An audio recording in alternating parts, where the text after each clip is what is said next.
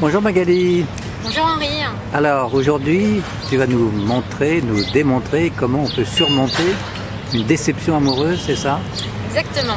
Donc une déception amoureuse pour être bien au bout de 3 mois et très très bien au bout de 6 mois. D'accord. Alors là, tu t'adresses plutôt à des hommes ou à des femmes? Je m'adresse en fait, pour moi c'est ma version féminine des choses, puisque moi ça m'est arrivé, donc je parle en tant que femme. Mais ça peut tout à fait s'appliquer aux hommes, sans problème. Ok. Alors le premier point, c'est quoi d'abord? Le premier point, le plus important, c'est d'accepter de souffrir. Donc pour guérir... Parce que ça fait mal quand même, une déception amoureuse. Ça fait extrêmement mal, surtout quand on ne s'y attend pas du tout, donc ça fait extrêmement mal. Donc il faut accepter de souffrir pour guérir. Et je pense que c'est la souffrance, plus la souffrance sera grande, et plus l'impulsion sera forte pour y arriver et pour s'en sortir. Il y a une espèce de lâcher prise, quelque part. Un espèce de lâcher prise, mais le lâcher prise, je pense que ça vient après. Dans le premier temps, c'est avoir mal et pleurer, beaucoup pleurer. Ah oui, tu crois? C'est la première étape, oui. C'est l'étape, c'est le début du zapping, c'est ça, comme tu l'appelles? C'est le début du zapping. Il faut laisser un petit peu de temps. Il faut laisser le temps au temps pour zapper l'histoire. Ne pas l'oublier complètement, mais la zapper. Ok. Et alors, est-ce que tu te fais aider dans cette phase? Oui. Alors, un point important, c'est le deuxième point, c'est de se faire aider. Savoir que autour de nous, il y a des gens qui nous aiment. Bien sûr. La personne qui nous a quittés nous aimait, nous aime plus, mais autour de nous, on a des amis, on a de la famille. On peut se faire aider aussi d'un psy. On peut aller chez le kiné et raconter sa vie à son kiné.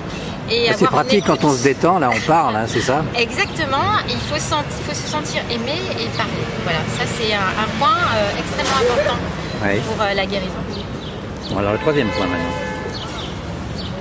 Alors le troisième point, je l'ai un peu évoqué dans le deuxième point, c'est parler, essayer de parler pour faire le deuil de la relation. C'est ça, c'est comme s'il y avait une cassure et donc on a un deuil à faire et ce deuil, il peut prendre des semaines, des mois, des années? Ça dépend des personnes, ça dépend. Moi je pense que ça peut prendre 3 mois comme 6 mois, 9 mois, tout dépend de la personnalité. Bien sûr, bien sûr. Chaque personne est différente et réagit différemment. Et ensuite, donc, c'est le quatrième point, tu nous conseilles de prendre des substituts à la passion, c'est ça? C'est bizarre un peu comme démarche. Disons que pour zapper... Pour penser à autre chose en fait. Penser à autre chose. Il faut s'occuper, il faut se trouver des nouvelles passions, il faut lire, il faut se lancer dans quelque chose qu'on a toujours voulu faire et qu'on n'a jamais eu le temps de faire. Maintenant qu'on n'a plus d'amoureux, on peut justement s'investir à plein de choses. Et pour toi, l'amour, c'est la passion, forcément? Ça dépend des gens. Moi, je suis, Lion ascendant Lion, je suis passionnée, oui, c'est sûr. Ah oui, Lion ascendant Lion, il faut te caresser dans le sens du poil, si je comprends bien. Exactement. Bon.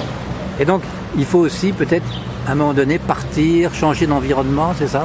Oui, je pense que si on peut le faire, selon ses moyens, donc c'est bien de partir. En vacances par exemple? En vacances, en week-end, faire un point. Oui, mais partir loin, partir seul, je veux dire. Seul. Très important, partir seul. C'est un peu la loose au début, mais je pense que ce chagrin... Donc toi, tu l'as fait, ça? Je l'ai fait au début très dur. Et quand je suis revenue de vacances, le cap et... je suis tout de suite passée à autre chose. Je pense que c'est vraiment... Tu as trouvé un amoureux en vacances? Non, pas en vacances. Non? Ah bon? Non. Mais ça a été les prémices d'en trouver un. Ah d'accord. Oui. Alors tu dis aussi il faut se faire plaisir. Donc comment tu te fais plaisir? Oui. Il n'y a pas de mal à se faire du bien de toute façon. Voilà, il faut se faire plaisir parce qu'avant on avait un amoureux qui nous faisait plaisir et là on n'a plus personne. Pas plaisir à la fin, il faisait pas très plaisir.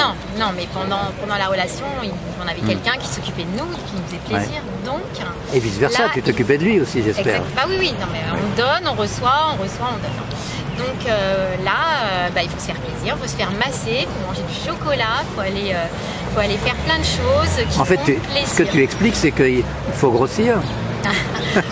On ne grossit pas. Moi, en ce qui me concerne, j'ai perdu 3-4 kilos. Donc ça, c'est le point positif du chagrin d'amour. Ah, d'accord. J'ai minci, j'ai pas besoin d'aller chez t'es en super forme là.